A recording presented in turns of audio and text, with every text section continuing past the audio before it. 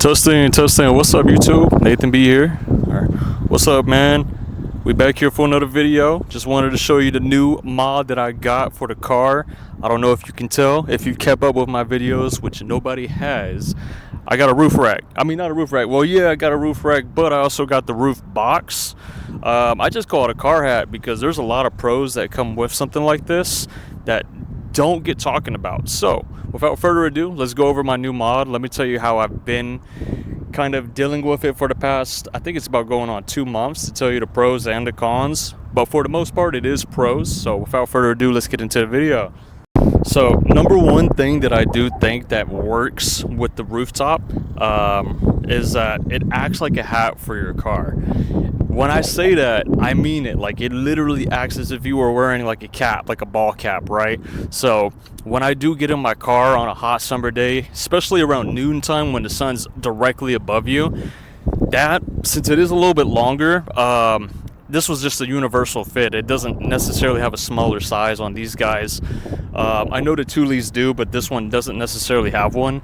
But it does cover up the front end of my windshield about, let me see, 1, 2, 3, 4, 5, 6, 7, 8, almost 9 inches above my windshield. So on a noon day, it does actually help out. Like, when you get in the car, one, the ambient temperature is cooler because of that, and two, in effect, when you turn on the car and it's cooler in the car, the AC gets cooler quicker as well. So that's one cool feature that I found out about that. And it's not just a me thing. Like, my girl got in the car, she's like, dude, your car is always cooler. Like, you know, the sun's not baking the inside of the car. Three, another cool feature, if you do have if you do have leather interior like me, the ball cap shields it from the sun, which also benefits from, you know, cracks and stuff like that. So super cool in that aspect. Nobody talks about that. Then again, mine's a little longer for my car, but it's on a small platform. It's a large roof rack. I think it looks good. Right, large roof box. Number two, this one is a little biased, but I just think it looks good. You know, if you have a hatchback, it kind of fits the aesthetic. I know if you keep up with cars, you see some hatchbacks rock this. One, it's functional as hell, but two, it looks good, and it just fits the aesthetic, dude. I really do like it a lot. And this kind of goes into reason number three, which is an obvious reason. It's the whole point that people get, is it is extra storage, right? So at least for my use case purpose, I have a whole mountain bike that I fold into the back of my car. And I have camera equipment, I got drones, I got sport equipment, yada, yada, yada. I'm a maximizer. I like to do everything. I like to keep everything on hand. So with the big bike, sometimes I even got 2 bikes in the back of my car. I can't really put the rest of the stuff in there, right? It looks cluttered, it looks nasty. So therefore, I throw my bags, I throw the sports equipment, I throw my tripod, I throw anything in the top, even extra jackets, some extra shoes. It keeps the interior clean, which is reason number 3. Clean interior, you throw everything up top, you ain't got to worry about it. Some people do say, hey, if it rains, it's gonna get wet. I've taken this guy through thunderstorms with my camera equipment in there, and I mean thunderstorms. Like, I can't even see. If I go 70, I can't see what's in front of me. Like, hardcore rain, right? Like waterfall rain. I've not got anything wet. Like, it even tells you in the instructions, hey, stuff is prone to get wet, but as long as you keep it on the car, I mean, I think the only reason they say that is if it's upside down and you drop the bucket on it, it's not sealed, right? So yeah, it would get wet. But in a real use case scenario, when it's just on top of the car, you never really even notice that. Like, none of my equipment, none of my stuff has gotten wet since the day I've got it. And I mean, we're in pretty much June, April, like, it's rainy season, and I've went through several thunderstorms with this guy, and it's been fine, right? So that's reason number 3. So far, let's go ahead and check this off. Acts as a hat, extra storage, clean interior, looks good. That's biased. You know, you might not think it looks good. A majority of people do think it looks good. Whatever you feel like. Number 4, or actually we're on number 5. Number 5 is, this one's a weird one, and maybe it's just me being delusional, maybe it's not, but I think it acts as a disguise. Hear me out when I say this, right? if you're a cop and you're driving around and you want to just be a douchebag to somebody, you know how there is. You see it all the time on Instagram where a cop will just sit behind somebody, scanning their plates, finding any reason to pull this guy over. I don't know what it is, but I feel like that diverts that. And I think it's just the whole, like, mentality, right? Like, it looks like I'm going somewhere to go camping. It looks like I'm going somewhere to take stuff, right? It looks like I'm carrying cargo, right? And with that, you know, there's a miles per gallon hit, and there is a top speed hit, and there is all types of hits. So it kind of diverts the attention off of your car to law enforcement, right? Because it's like, this guy ain't going speed. He's got this giant cargo rack on the top of his car. I can still go 100 miles per hour and this guy's fine. Do I lose miles per gallon? Yes. But I don't know, I just feel like it diverts cops, or maybe it makes me feel like I'm diverting cops, which is still a pro, because the mentality thing, it makes you feel comfortable, right? So if I'm crazy or not, it still makes me feel good, so therefore I'm calling it a pro. Are we on number 5? So number 6, this kind of goes into the same effect, right? So we just talked about cops, but now we're going to talk about people wanting to line me up and race me. Me being in a Japanese car, they're not straight line vehicles. They're supposed to take turns. They're supposed to be curvy. I'm gonna still pull up with a 5.0 next to my little Mazda 4-cylinder, bro. This kind of diverts that as well, right? Because with a roof rack on, like I said, it's that I don't know, that ambiance that you display, that you're not racing, right? You got all of this cargo on the top of your roof. People don't want to race you. They just compliment your car. They say, hey, the car looks good.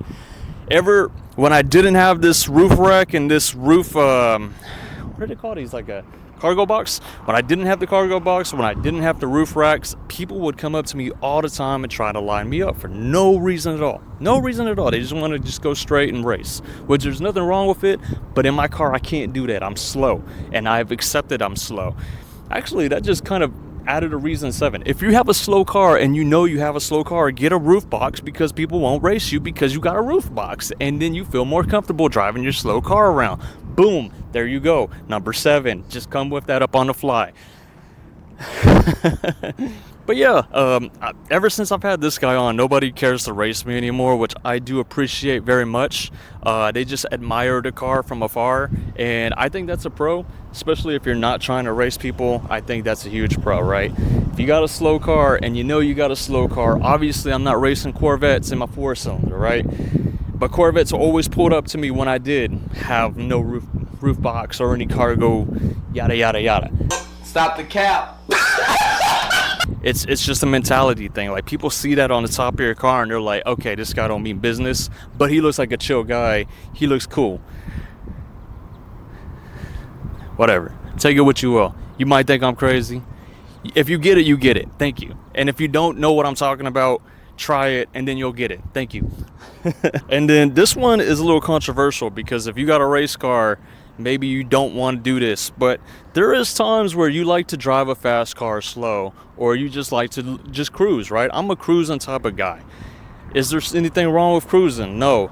But I like to cruise probably a little too much more than the average Joe. Like, I will sit in this slow lane all day and drive like a turtle. I even got the car green because it's a turtle, right? And with a roof box, with a cargo box, there is the saying that you do lose miles per gallon. Is it true? Yes. Mine is a slim one. Mine is super slim, and I can still notice a miles per gallon's tick, right? Maybe 2 to 3 miles per gallon, depending on where I'm going, depending on if I'm taking a highway, etc. But like I said, I like to cruise, right? So with that being said, going back to it's the mentality. If you got this giant thing on the top of your car, it's almost like if you got a trailer. Like, if people see you with a trailer, they know you're going to go slow. That's a good analogy. They're not expecting you to go 99 miles per hour when you got a trailer on the back of your truck, right? Right. Same mentality here. I can drive slow as long as I got this on, and I feel like people are just like, yeah, he's got a roof box. Let's just go around him. We're not going to ride his ass, right? I think that's the same mentality. Like, I've noticed people do not care to just ride my ass. Some people still do, and that's okay. But I've noticed a major tick like a drop off since I put the roof box on, right? And with the whole losing miles per gallon, it kind of comes back to you, because then you can drive super slow and there's not an issue anymore. So I think that's a pro as well. Maybe you don't see it that way, but I think it's a pro as well. So honestly, everyone's always like, I don't want to lose that much MPG, but I mean, I just kind of solved the issue by just going slower, right? So it is what it is. Let me know what you guys think about cargo boxes. I'd use mine full time. Like, I have not taken it off since the day I got it. I know it's more intentional to like take it off and don't use it when you need it, or use it when you need it and don't use it when you don't need it. But in my instance, with my small little car, with my 2 mountain bikes, or my 1 mountain bike, taking up the whole back of the car, with my sports equipment, with all my stuff, I see it as a pro. And then it is cool to take it to car meets, and then you got the cargo box on top of the hatchback and you fit the aesthetic, and I just think it's cool, right? So let me know what you guys think in the comment section down below. But yeah, I have no issues on the roof box. This is the Inno Wedge. Let me see if I can find it. 660. It's the Inno Wedge 660. And just to show you reference, let me go ahead and pop this off. As you can see, it kind of goes above, like this is where my windshield starts, and it gets almost about 9 inches, about 8.5. But yeah, to fit the car, I had to fit it and stop it right here, just because when I do open the trunk, and I'll do that for reference just to show you, you know, I could probably scoot it back a little bit more, but there's no point to, just because what's the point of doing something like that? But yeah, there's the Inno Wedge, just for reference. It's a super slim model. It looks big from the front, obviously, because you do got a little bit more cargo right there. But dude, it's definitely an illusion, because I could put basketballs in this motherfucker and have no issue. It's definitely an illusion, right? Because it looks super slim, it looks super narrow, but in reality, this is what you're looking at. It's almost like a optical illusion, right? You're looking at this and you're like, dude, that's super skinny. In reality, it goes all the way down to right here, right? So for reference, I've put basketballs in here and I've had no issues closing it. Oh, unlock. You're making me look bad in front of everybody right now. There we go. Oh, perfect example. I got the basketball with me right now. That's an inflated basketball, right? So I got 3 bags in there. I got 2 tripods. I got pairs of shoes. I got extra jackets. I got everything you can think of in this bad boy with no issues at all. And it's a 2-way, so I can close it this way and open it on the other side, and vice versa. All you have to do is just close it, and you'll hear these 2 clamps go down. All right, let me see. 2 clamps. There we go.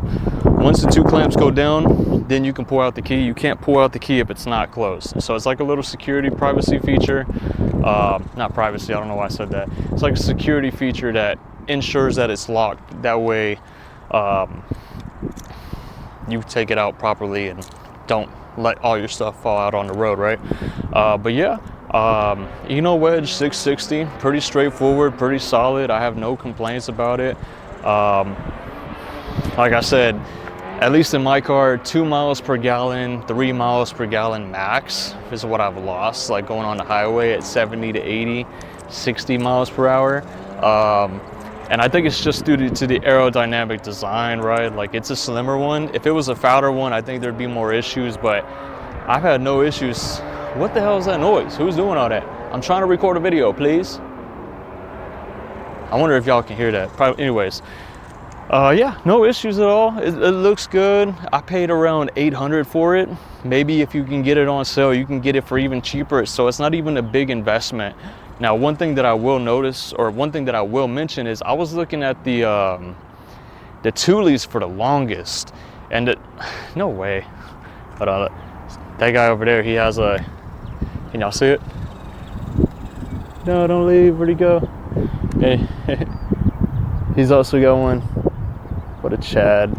Anyways, one thing that I do want to bring up is when it comes to the shopping for one of these, I was really convinced on trying to get a Thule. I mean, when you look around and you see people, they all have Thules.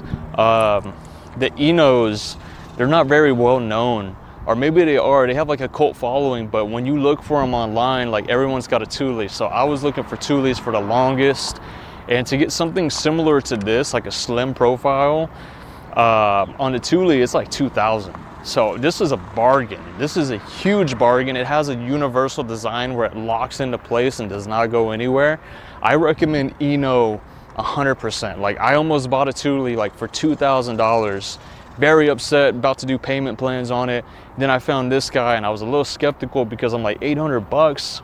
How much am I losing for 800? You know what I mean? But I don't think I'm losing anything. I think I've gained my money's worth and then some on this guy right here. So I highly recommend it. Another cool thing with the Inno Wedge is it does come in solid white too. So if you got a whip that's white, or you have some type of white aesthetic on your car, you can get a white one of these and it looks pretty cool. Now in my instance, it wouldn't work out, but I've seen some cars that do have the white one on a white car and it looks sick, right? So yeah, that's it. Without further ado, I hope you enjoyed the video. If you have any questions, concerns, or comments, please drop them in the comment section, man. I'll be in the comment section to answer any questions you guys do have. But without further ado, I'll catch you in the next one. Thanks for watching the video.